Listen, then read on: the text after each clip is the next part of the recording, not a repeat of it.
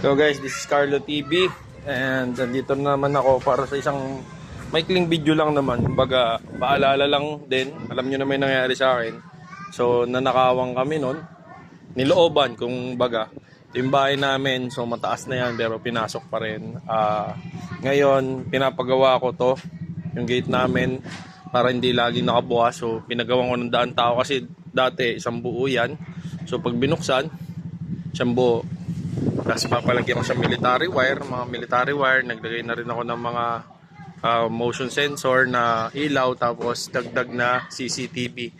So, advice lang para dun sa mga syempre may bahay or yung nasa mga tagul lugar or yung mga delikadong lugar.